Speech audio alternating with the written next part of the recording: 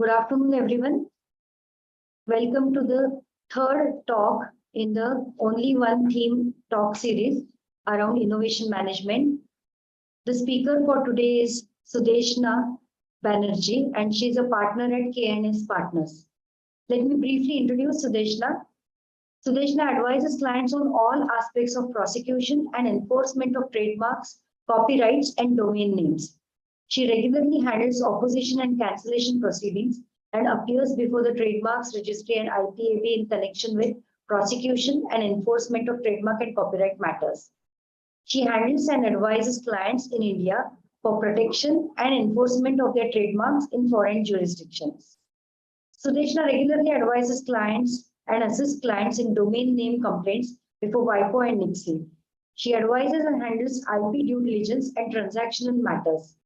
She advises clients on enforcement of trademark and copyright matters before courts in India and appears before the Bangalore courts. Sudeshna extensively speaks at various IP webinars and seminars on all aspects of prosecution and enforcement of trademarks, copyrights, domain names in collaboration with industry bodies in India. With this brief introduction, welcome Sudeshna to the session, and over to you to take this session ahead. Thank you so much. I'll just start the presentation then. Shall I share my screen? Yeah, please share your screen.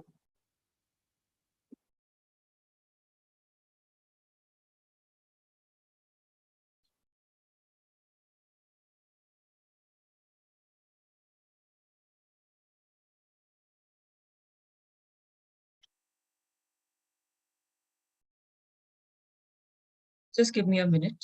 Yeah.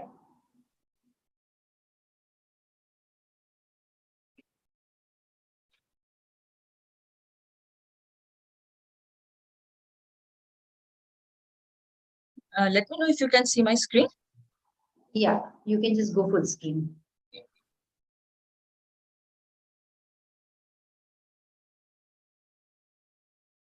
Thank you, everyone. And a very good afternoon to everyone here. Today my topic is trademarks, and I'll be talking on what is a trademark, what you need to keep in mind when considering a trademark, what are the different, we can say spectrum under which, trademark can be categorized, and certain issues or certain things that, as a startup or as an entrepreneur or, person who wants to, adopt a trademark that they need to keep in mind. How can you actually make your brand a strong brand, and other tips and strategies that you need to keep in mind when you're dealing with a trademark. So when we talk of trademark, what do we actually mean by a trademark? When, we see a lot of marks that are there when you go out for shopping or, go out anywhere, anything that you buy will have a certain logo, will have certain name attached to it, will be having, certain symbols, that by which you basically identify that product, you can, and also identify it with certain company from which that product is from which that product comes. So you can see here that I have put in certain logos here, which are basically the brand names or the brand names of products of some of the very some very famous companies. Now, these are actually what we refer to as trademark. So trademark can be any distinctive mark, a symbol, sign, logo that basically helps consumers to distinguish between two goods and services of one person or one organization from another organization. And a trademark also, the name of a company or a trade name can also form a trademark. For example, we have Tata, we have Wipro, we have Infosys. These are also the corporate name or the trade name of a company, which also forms the trademark of that particular company. And we have to keep in also mind that a trademark is often linked between the consumer and the company by virtue of the quality that a consumer expects out of a certain brand that he or she purchases. So trademark is basically, we can say it can be names, marks, symbols, logos, signs. It can be a composite mark, that means which has also a word element to it as well as any logo element to it. And it deals with, or it is basically linked to the consumer's mind vis-a-vis the quality that a consumer expects. For example, we have Tata. Tata has from software, to basic salt also. And it is one of the most recognized brands in India, not just in India, but even globally. So what basically, people associate it with? People associate with the trust, the value, as well as the goodwill, the reputation it has, and also the quality that, sometimes, the brand basically provides to the consumers. So these are some of the things that, a trademark or brand name actually, signifies to the consumers. Coming to the next thing, what are the things that you need to consider when deciding on a brand name or a trademark? First and foremost, you have to keep in mind that a trademark, it acts as a unique source identifier. That means the consumers associate a product with a company. So that is the main work of a trademark, as a source identifier. And therefore, normally we have seen that, when a companies consider or, they think of a brand name, they will normally try to align it with their business, and also to see that, so that, consumers are easily able to associate that brand with that particular business. Another thing you need to keep in mind when you're deciding on a trademark is the legal requirement. So why do you want to have a trademark? Trademark is something which will basically distinguish your goods and services from those of others. And therefore, you need to consider a mark which is distinctive enough, which should be capable of being registered, and most important, that you should be able to also enforce your rights against any third party. Therefore, it is important to avoid any descriptive or deceptive marks. And another thing is that a trademark, it creates a brand value for the company. And how does it create? By virtue of use, there, it actually, when you keep using a trademark, it actually adds to the goodwill and reputation of of the company. So these I will also discuss in my later slides. Moving on, why it is important to consider a strong trademark. So why is the strength of a trademark very important? It is important because when you have a strong trademark, by a strong trademark, we mean that mark which is distinctive, which does not describe your goods or your services, then it immediately identifies the owner as the source of those goods and services. Whereas a non-distinctive trademark or a descriptive trademark is considered a weak trademark. So that is a mark, or, which a lot of people may want to use it in respect of their business. So therefore, it will become very difficult for you to establish your brand or, to distinguish your goods and services from those of others. Therefore, when you're deciding on a trademark, you can have 2-3 marks in mind. Sometimes we see that people come up with 3-4 marks and say that, we want to find out, which will be best suitable for us, which some mark which is not being used by anybody else. So there is where a strong trademark comes into play. Now, I'll now quickly discuss, the hierarchy of trademarks. So there is, something like, this is related to the, the strong and the weak trademarks. Where are we coming from? So trademarks can be categorized under certain, like a spectrum, we can say, of, these fanciful or coined marks, or coming, to marks which are generic in nature. Now, the topmost, protection is given, or the, a mark which are considered to be highly distinctive and gets the highest level of protection are these fanciful and coined marks. Now, what do we mean by fanciful and coined marks? These are marks which you have coined by maybe joining 2 words. They don't have any meaning as such. So these are considered as marks which are inventive in nature, which are coined by you, and which are fanciful in nature. And therefore, they deserve the highest degree of protection. So they are at the top level of the, if we say the hierarchy, in the trademark hierarchy. And so one thing also you have to keep in mind that when you're adopting a fanciful and coined mark, chances are that, when you're, if you are a startup or MSME, then it becomes very difficult for you to establish that mark with your goods and services vis-a-vis the company. So that may need a lot more effort to educate the public that the mark is used in certain goods in respect of certain goods and services, and it belongs to this particular company. So it may need a little bit more of effort, of marketing effort, to promote that mark and establish it, to the consumers that, okay, this is the mark that is, coming from this particular company. Similarly with arbitrary marks. So what do we mean by arbitrary marks? Arbitrary marks are marks that have a meaning, but they don't have any relation to the goods and services for which they are applied for. Now, you know that trademark are used in respect of certain goods and services. And under the Trademark Act, there are 1 to 45 classes. Now, this 1 to 45 classes includes all goods and all services that, anybody can file an application for.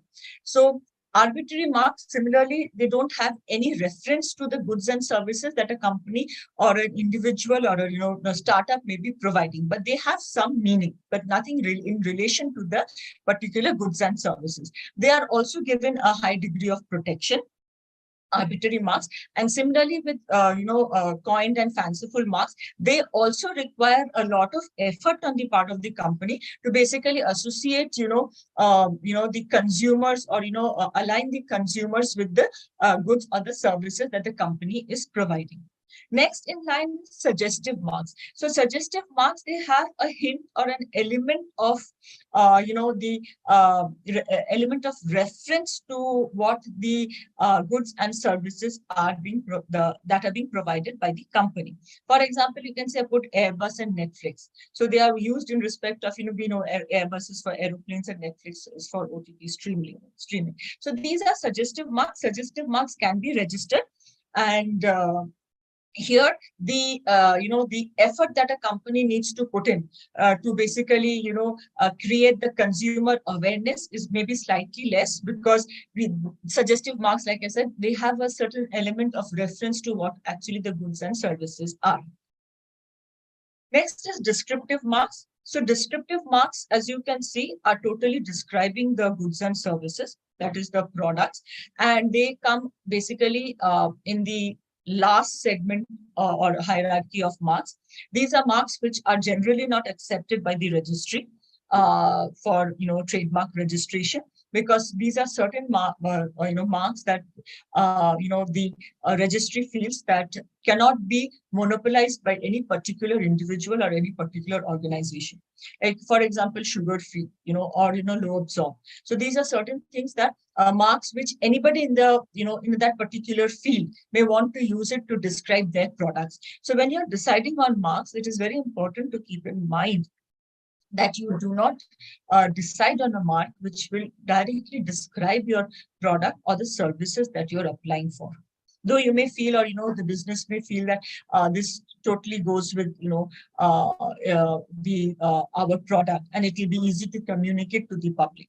But when it comes from the registration point of view, or even an enforcement point of view, it will be very, very difficult for you to enforce your rights. However, there are certain marks which can be registered once they have acquired, acquired distinctiveness or acquired a secondary meaning. So some have given some examples of this. Now, acquired distinctiveness is that by virtue of use over a continuous period of time. And when we talk of a continuous period of time, we don't mean a period of time of like say 5 years or something like 10 years. It needs to be literally more than like 20, 30 years of use, continuous use, by which we can say that it has acquired a secondary meaning or has acquired distinctiveness. Moving on, generic marks. Now, generic marks are something which cannot be registered. For example, when you're using clocks, the word clock for clocks or timepiece. It cannot be registered. So, even if you apply for it, such applications will be refused by the trademark registry. Now, there is another aspect to trademarks is that marks which have died a generic death. Now, sometimes some marks they become so famous that people do not use it in a trademark sense anymore. It loses the trademark sense and it basically becomes the product itself. For example, escalator. There is a definition of escalator in the Merriam website, Merriam dictionary, like which says that it is a series of moving stairs.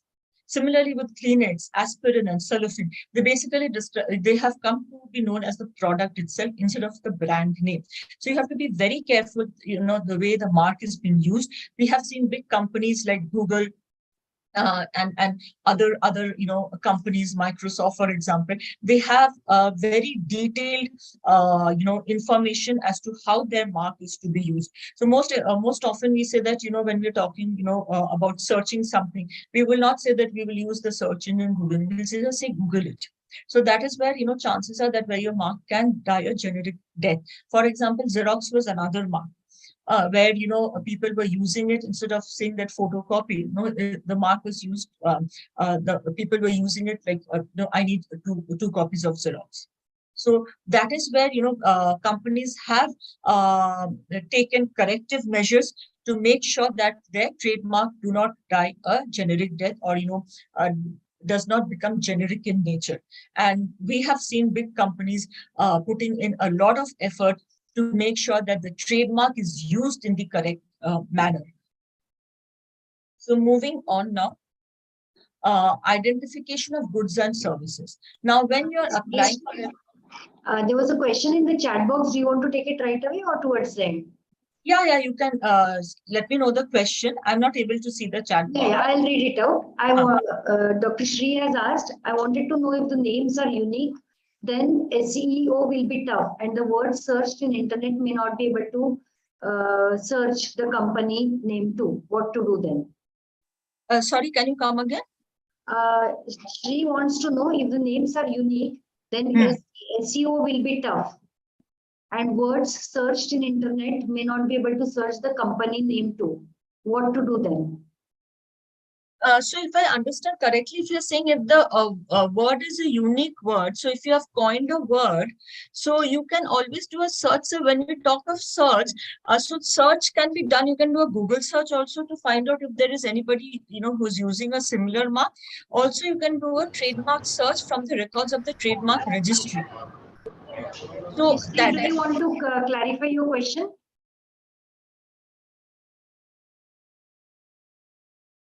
Sri, you can unmute and. Yes. The question I think has been understood correctly only. I just want to ask that only, that if the name is unique, the searching, like when we search any word, there are some list of companies and information that we get because it's a common name. But the lesser the common, the name of the company, the more difficult it will be to find out. Yes. So when you do a search, you will, there are three ways you can do a search. One is if you're searching for a company name, you can do it from the ROC. If you're searching, because anyway, ROC, if you're going to file for a company name, they will search the records of the trademark registry nowadays.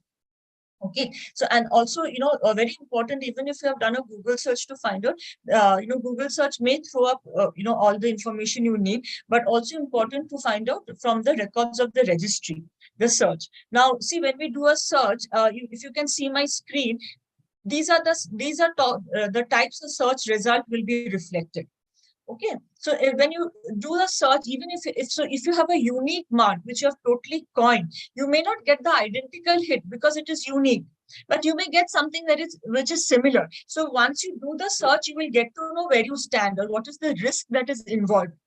So if you don't get any identical mark, or a deceptively similar mark, you know that you are clear to proceed and use your mark.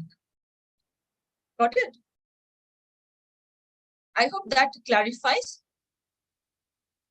Yeah, I think it is clear. We can proceed. Okay. So now I'm just moving on to this identification of goods and services. Now, when you consider a trademark, so you would already have thought of a name for your product, for your services. Now, it is very important to also correctly identify what, for what the trademark will be used. So what are your goods and what are your services? Like I said, under the Trademark Act, there are 45 classes. So from class 1, 2, 3, 4 to 45 classes, under which all goods and services are covered. Now, for example, if you are into, say, software services, software generally comes under two classes, that is class 9 and class 42. 9 will be for, the maybe, for example, like mobile apps and all those things. And 42 is for, non-downloadable website, or even, research and development services. Say, for example, if you're into retail services, retail comes under class 35.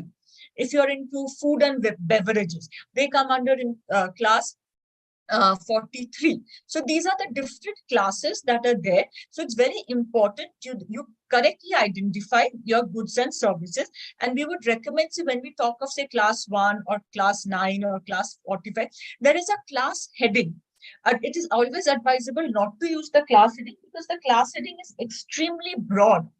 And there are a lot of things that can come under class 9, or a lot of things that come under class 35, which you may not be providing. Your mark may be used in respect of only certain goods and services.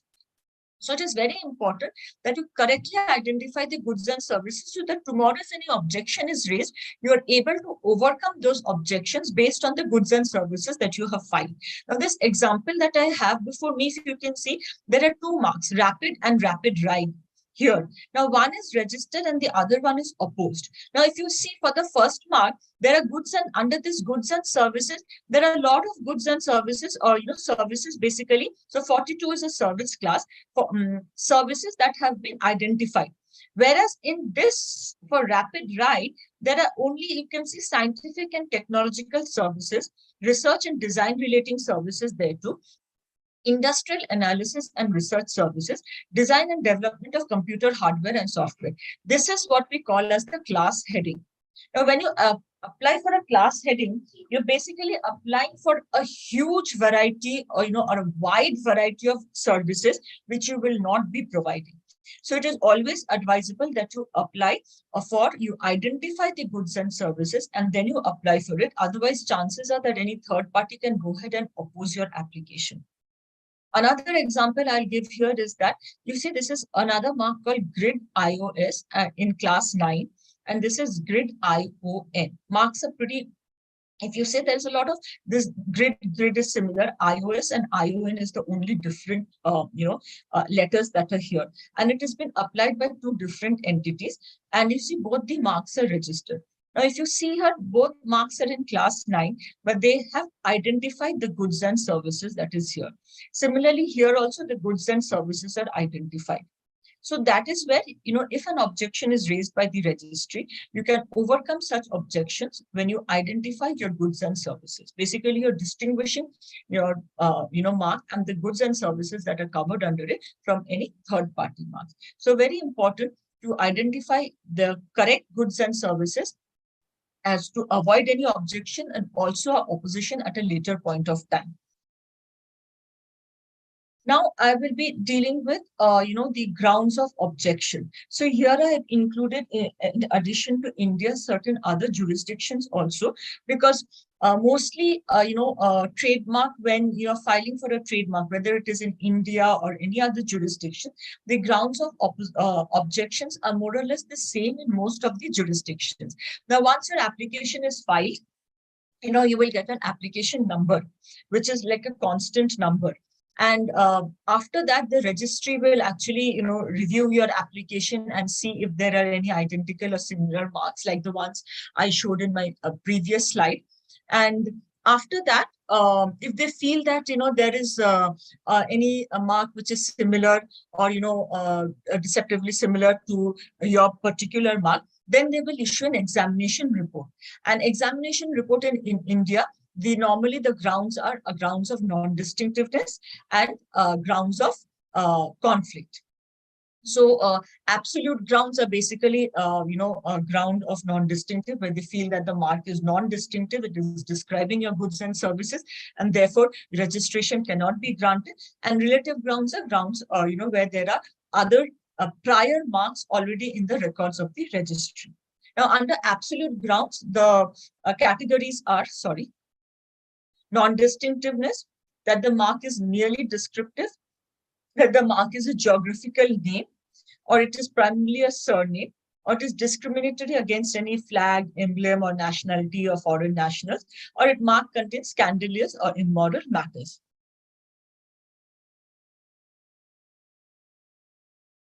So these are some of the examples that I have with me.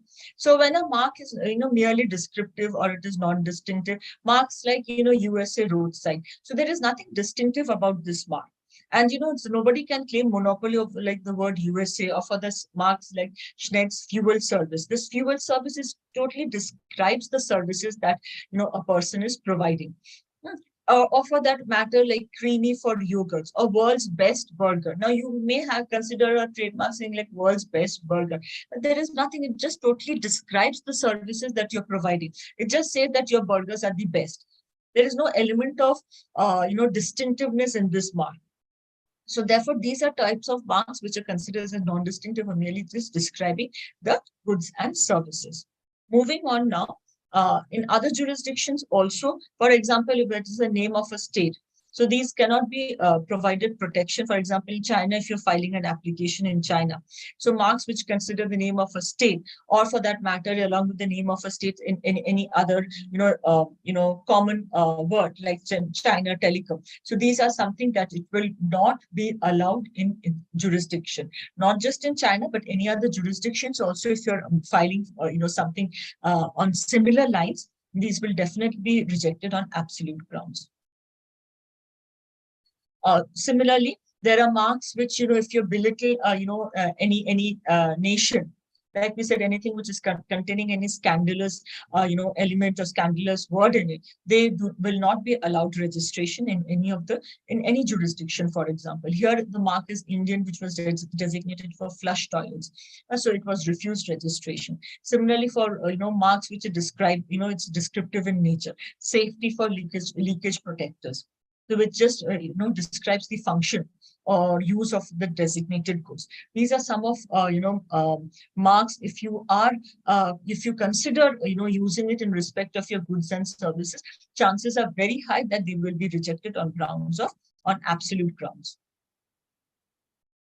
Similarly, in the EU IPO, there is examination only on absolute grounds of refusal, which includes non-distinctiveness, mark being descriptive, customary signs, indications. It is contrary to their public policy and conflict with GI. EU is a jurisdiction where geographical indications are taken, up in a very serious manner, especially, traditional terms of wines and all. So if your mark includes any names of wines specifically, chances are that, they will not be allowed. And EU is one jurisdiction where it is very difficult to overcome an objection which is raised on absolute grounds. So they, from our experience, we can say that it is very difficult to get a favorable order if they have decided that the mark is, non-distinctive, or it's a descriptive mark, or there is a, GI involved in the mark. So when you are applying for any trademark or considering for any trademark in the EU, you need to be very careful that, your mark does not get hit under the absolute grounds of refusal. So these are some of the marks which has not been accepted. For example, where, mark contains eco, the word eco, which basically denotes ecological, or green for environmental friendly, or, mark contains pro for, any professional goods. These are something that will not be accepted. Or for example, C for juices, which basically refers to vitamin C. And also marks like save our earth now. This is nothing but it is it is a phrase which basically says that, we need to save our earth now. So there is nothing distinctive about this mark. So these are marks which will not, and main idea about the UIP, or for that matter, any trademark registry, is that mark should not be, such a mark which is basically describing, so that, because when you're applying for a trademark registration, you are entitled to get a monopolistic right, the exclusive right to use it. So marks which are generic in nature, they, or something, or which other traders would want to use it in respect of their business, those are marks which cannot be registered. And also customary signs, just an exclamation mark. These are marks which have not been accepted in the EU. So we have to be very careful when deciding on a trademark. So that, once you decide on a trademark and you have already started using it for your business, it should not get objected or refused, because then it entirely brings, your business to literally a standstill. Because your product may be out in the market, you may be using it, but you would not have got a trademark registration. Statutory registration is not there. So either, you have to move forward without the registration in that particular jurisdictions, or you have to think again how best to go about. Accepted marks here are, love to lounge. For example, in class 25. When I say class 25, it is basically, these are for clothing, footwear, headgear. Headgear means caps, hats, and all those things. And also shapes which are unrelated to the goods themselves can be accepted in the EUIPO. Now, relative grounds of refusal or the conflict objection. Two things need to keep in mind is that you should not adopt a mark which is very similar to a well-known mark, and also the mark should not cause any likelihood of confusion. When we talk of likelihood of confusion, you have to keep in mind that different jurisdictions have certain different parameters of examining an application on the ground of likelihood of confusion. And there are jurisdictions in US where they will say that the likelihood of confusion can be caused by sound of the conflicting mark, appearance, meaning, commercial impression, as well as the goods and services. And you need to keep in mind that US is a jurisdiction where this likelihood of confusion test is taken at a very high level. I mean, in India, examination is done only when you file an application for, say you're filing an application in class 29, registry will review an application for, you review your application in class 29 for other prior marks. They normally don't see the other classes or, similar classes. They will not do. But here nowadays, some of the examiners have started that process. Now, they will also check whether, if you're filing in class 9, if there is something in class 35, they are, in some of the examiners, we are seeing that is what is being done. But in US, they will not only check for the class that you have filed, but they also check for similar classes to make sure that there is no likelihood of confusion, when the mark is registered. Moving on, I'll give some examples. Like I said, likelihood of confusion can be based on sound of the conflicting mark. Now, you have filed for the mark, say T marque, M-A-R-K-E-Y, T full stop marque. But there is already a mark which is T-E-E, M-A-R-Q-U-E-Q-E-E. Now here, there is if you see phonetically, the marks are identical.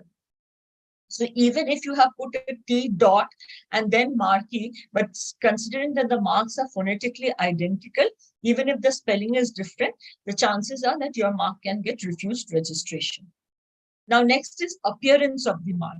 Now, the mark here, it is a word mark, but this is a device mark.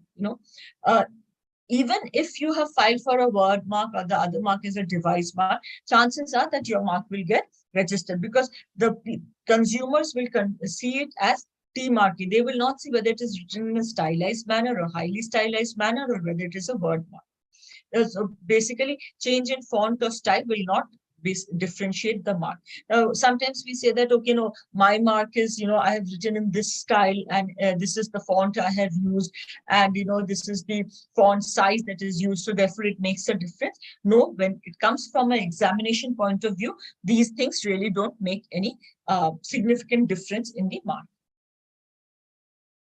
Meaning, now, if you, if your mark has any other meaning in the English language, then chances are that an objection can be raised. Similarly, for overall commercial impression of the mark, if they are same. Now here, if you see, these logos are literally the same, whereas here, only the mark T mark is here. Otherwise, the logos are same. Then also the chances of an objection are pretty high. Also, when likelihood of confusion can also be caused on the basis of goods and services. Now, like I said, T-shirts and pants and hats, these are something which will be sold from the same shop. even if you say that, if you go to supermarket, or if you're selling, checking online. So these are products that are sold, from the same shop. So therefore, the likelihood of confusion, so even if I'm selling t-shirts and pants and I'm not selling hats, but the likelihood of confusion will be very high. Therefore, chances are that objection can be raised. And this type of objection is something that we have seen are very, very high in the US, and to overcome such things becomes very difficult. Now, banking services and mortgage lending services. These are again services which will be considered as similar services. Similarly, t-shirts and pants and online retail store services featuring clothing, for example. So these are again like services which will be considered similar, and therefore there are chances of likelihood of confusion. So that is where, it becomes very important to do a search to see what are the marks that are there, and how best you can identify and, basically identify your goods and services. So if you see that there is something which is overlapping, or, something very similar, how best you can reword it so that, you can allow your application to proceed without much objection. Chances of objection will be raised, but at least, you need to make sure that you also have proper arguments to put forward if in case such objections are raised. Now, some examples where, in the EU IPO. So like I said, EU IPO, it is applications are only examined on absolute grounds. They are not examined on relative grounds or on the ground of conflict. Now, but opposition can be filed. So basically, EU will not, examine it, but they will send, any earlier mark, or the applicant or the registrant of an earlier mark, the information that this mark has been applied for, and, these are the marks that have been reflected. If you want to take any action, you can take any action. So in that case, opposition can be filed on the relative grounds of a refusal. Now, here is one example. Now, the earlier mark is MASSA, and the latter application that was filed was Messi. However, this is Messi. The mark was filed by the footballer Messi. Now, he won the case here, and the court held that because, of his reputation, the reputation that he has had, it was a relevant factor for basically differentiating between his mark and the earlier mark. So that is how this matter was decided. And the court held that the general court did not err in considering that Messi's reputation, it did constituted a relevant factor for the purpose of establishing the conceptual difference between the term Messi and Massa. And the application was allowed to proceed to registration. Similar examples in other jurisdictions, China will be like Marco Polo versus Macau Polo, Hawk Wolf versus Wolf Hawk, Crown versus, this Chinese alphabet, which also stands for basically Crown. So these are some of the things you need to keep in mind where an objection can be raised. And in these cases, it may be a little difficult to overcome such objections. Now, marketing, and advertisement of mark. Like I said, you may consider a mark, you may have a trademark, you may also have a trademark registration for the mark. But if you're not using the mark, then consumers are not aware that, that such a mark exists. And therefore, to enforce your right, even if you may have a trademark registration, but if there is no use of your mark, then enforcing your right against any third party will become highly impossible.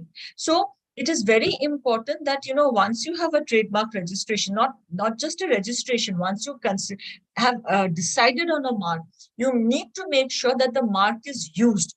And when we talk of use, the mark should be applied on the product or used in respect of the services. There should be proper advertisement of the mark should be promoted. Even after, if it is filed, you can always use a TM symbol and use the mark. And after it gets registered, you can always use the R symbol and keep using the mark. And another thing you have to keep in mind that when you're applying for a trademark, you should make sure that the mark that is applied for, that the mark that is used should not be too different. Because if it is different, then again, it will be difficult for you to establish that the mark that you are using, you have a statutory right over that mark. So make sure that the mark that you are applying for registration is the mark that you are actually using. And in some jurisdictions, continued use is required to be shown to even renew your trademark. For example, in USA, you can file the trademark, you can get a trademark registration, and you need to show use between the after the mark got registration, the mark is valid for the next 10 years. So between the 5th and the 6th year, you need to show use, as well as in the 9th and the 10th year, again, you need to show use. So these US is a jurisdiction where you need to show use of the mark even after your mark gets registered. And US is also a jurisdiction where you cannot get a registration until and unless you show use of your mark. So you can file the mark on a proposed to be used basis, but after your mark gets accepted, you will get 3 years time to show use. So if you're not able to show use within that 3-year time frame, then your mark will not be allowed to proceed to registration. Whereas in India, you can file on a proposed to be used basis, whereas also you can claim use of your mark here in India. So, but once you file on a proposed to be used basis, please make sure that you continue to use the mark. Otherwise, in India also, the chances of a cancellation on the ground of non-use can be filed by any third party. Okay. So I'm moving forward now. Examples of some uses that labels and tags for goods and services. So you can see, these labels appear on the products that are being sold. For example, if it is shoes or, your T-shirt, shirts, pants, anything. So it is important that, you reflect the mark correctly. And also on, website, or if they're selling an online product, the mark should be reflected on the product. One more example that I'll put here is that if it is only sold through, say, online sales, so the mark, the description of the mark should clearly come on the website. So, so that consumers are aware of the particular mark that is being done. In respect of services, if any service is being provided, say, restaurant services or food or beverage services, those services should also be properly captured on the web page where, through which the services are being provided.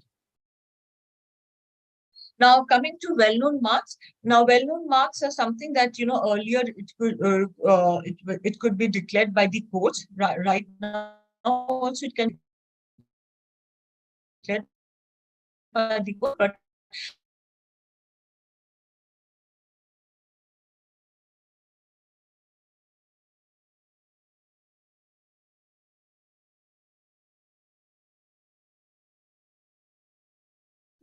Hello?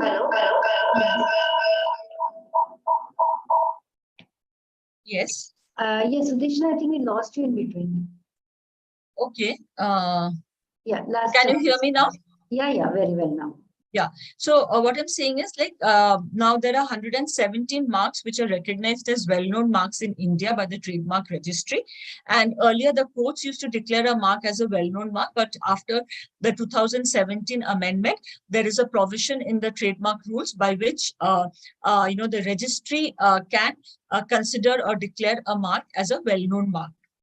By way of filing an application before the trademark registry. The benefit of getting recognized as a well-known mark is that it basically is deemed like a protection in all classes. For example, the very simple example is that Mercedes-Benz. It is a well-known mark. Now, it was not declared well-known by the trademark registry. It was just declared well-known way ahead by the courts. But Mercedes, the mark Mercedes, or, the logo of Mercedes, it cannot be used on any product, even if Mercedes does not have a registration in respect of those products.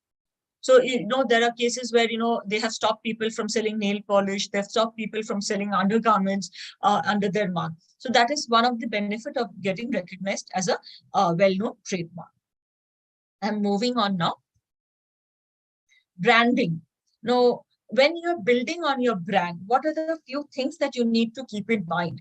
So it's very important that your accurate ownership information is reflected in the records of the registry. Now, you may file an application in the name of an individual. Tomorrow, the application has been assigned to a company, or tomorrow you form a company and the mark is being used by the company. In that case, or if there has been any change in the ownership of the mark, in that case, it is very important to make sure that the accurate ownership information is correctly reflected. Now, status of each of your application or each of your registration is correctly reflected, or you have the current and the correct status with you. Now, once you get a registration, that registration is valid for a period of 10 years. Now, after 2-3 years, you may not even remember when is your next renewal deadline. So make sure that you have a process of docketing the renewals, because trademark is something which can be renewed every 10 years. And some of the oldest trademarks which are still in force are for more than, was applied for registration more than 100 years back. So it is very important to make sure that these information are properly docketed and are properly audited from time to time. Now, common law protection, you may not have applied for a trademark registration, but you have been using your mark. In that case, please make sure that you have all the supporting documents like invoices, the first date of use use of your mark, copies of all invoices, copies of promotional materials, any third-party publication, awards, recognitions that you have won in respect of your mark. It is very important to keep all those things in place and docketed properly, and to maintain accurate records. So this will also help, not just building the brand, but also to take any action against any infringer or any, third party. Now, you may have a word mark, but later on you may have formed a stylized version of the mark. Make sure that you seek protection for both the versions, because the word mark, if the mark is highly stylized, then your word mark protection may not extend to your stylized, version. Also important, like I said, is to review goods and services. Make sure that you have the correct goods and services for your registered mark. If your registered mark is pretty old, so for example, you have filed maybe 5-6 years back, and you have also added new products or new services have started under the mark, which is not covered under your old registration, then you may need to reconsider and file for a fresh application to cover such new businesses, new goods and services. Similarly, if you have a trademark registration, but you're no longer using any particular marks or particular goods and services, you may consider deleting them, so that tomorrow nobody can file for a non-use cancellation, of that particular mark. Correct use of the word TM and R. I've given some examples. So you would have applied for a trademark registration, but your trademark is only, for example, say Dell or, for HP. So the correct way to use it, to put the R symbol for, above the mark which is registered, not for the whole mark as such. So if you have some generic words to it, say private limited company, so it may be say Ventures Private Limited Company, but you have applied for trademark registration for say only Venture. Then you need to put the symbol at the correct place. So that is also something which is very important. Like I said, use of the trademark, it is very important to keep using the trademark, because that is what will add to the goodwill and reputation of the company, helps in enforcement, builds the brand value, and and helps the brand to grow. And most important, it also sets a sort of a trust with the consumers. So use is very important. Without use, even if you have a registration certificate, you may not be able to stop any third party until and unless you can show that your mark has been used and consumers associate the mark with your company. So that is very important. Correct recordation of change in ownership. So if there is any change in ownerships, like I said, maybe you would have filed for the trademark registration in, say, name of an, individual or name of a firm. Later on, it got, you have established a company. So make sure that all those changes are correctly recorded. And there is proper documentation also to show such, change from, say, A to B or B to C, like that. and auditing, any licensing agreement that you have, entered into with any third party, or any, royalty agreements from, for the use of your mark. Make sure that these are correctly maintained and it adds to the revenue that is being generated. And once you have all these things in place, it basically, helps the brand to grow. And also it is like commercial use of the mark by, and there is a lot of commercial gain, not just, to the company. Another important thing that we have to keep in mind that you may have applied for a trademark registration in India, and that trademark registration is valid only in India because it is territorial in nature. Now, if you want to use your mark in US or in any other jurisdictions, you have to separately apply for, trademark registration in those jurisdictions. So your registration here in India will not help you or will not extend to any other jurisdictions. So if you may, to start off with, you can identify which are the jurisdictions that are important to you, and then you can go and register in those jurisdictions. So it also helps you to enforce your rights in those jurisdictions and also to prevent any fraudulent registrations, which we see is a huge problem in jurisdictions like China. This is again, to enforce your rights against any unauthorized use. You can send out legal notice, cautionary notices, or initiate any litigation action. Litigation comes as at a later stage. The previous ones are legal actions, cautionary notices in newspapers, and you can do that by regularly monitoring your trademarks. There are a lot of services that are available by which you can monitor your trademarks, and these are much more cost-saving methods than getting into a full-fledged litigation with any third party. Now, lastly, tips and strategies. So to preserve evidence of use in mark in India as well as internationally, please, you need to keep, the records of successful actions that you have taken against any third party, or, any legal notices sent, any cautionary notices that has been published in newspapers. You also need to preserve, original advertisements of the mark. And here I would suggest that, please don't throw away documents or, discard documents saying that it may not be important. The very first use of the mark from day one, please retain or docket those documents properly. And when you're docketing or when you're retaining this, make sure the date is also mentioned, because that is what will help you establish the prior use of your mark or the exact use of your mark. So also retain brochures relating to product, invoices, very important. Sometimes in the invoice, we don't see any reference to the mark. So we see a general description. So this may not help you to prove that, that particular invoice is for the particular product or for the particular brand. So invoices under the description, it is very important to capture the mark in respect of that particular product.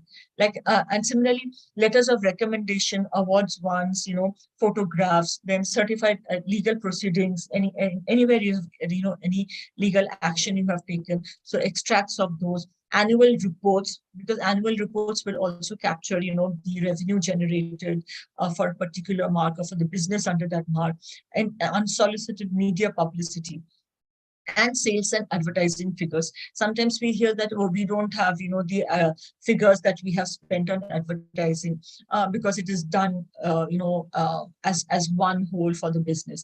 But it is always advisable that, any advertising for a particular brand, if you can maintain a separate thing, because that actually shows how much money you have spent in building that brand, and the sales that gets generated under a mark.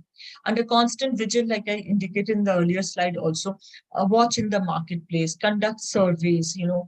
There are trademark watch service agencies which will keep a watch for any conflicting mark.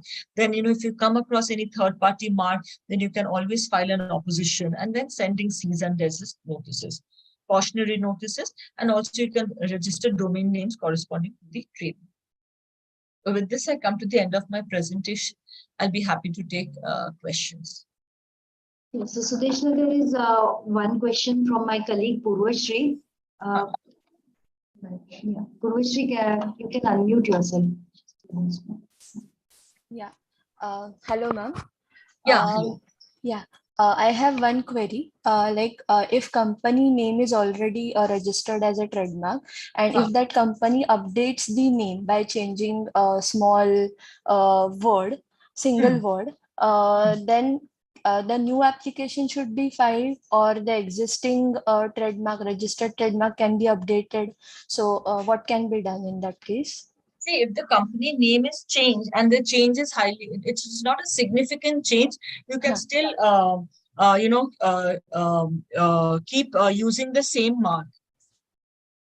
Okay. Okay. So, Yeah. if single word is also changed, then also we can use the same trademark, or we have to file new Yeah, if application. it's a single word, maybe I'm not sure what is the exact word, but if it's the same word, then if the change of that one single letter does not make much difference to the mark, then you can continue using it. But if it is making a difference to the mark, it changes the way it is getting pronounced, or if that single letter was a significant one, then to have a better protection, you can apply for a new application.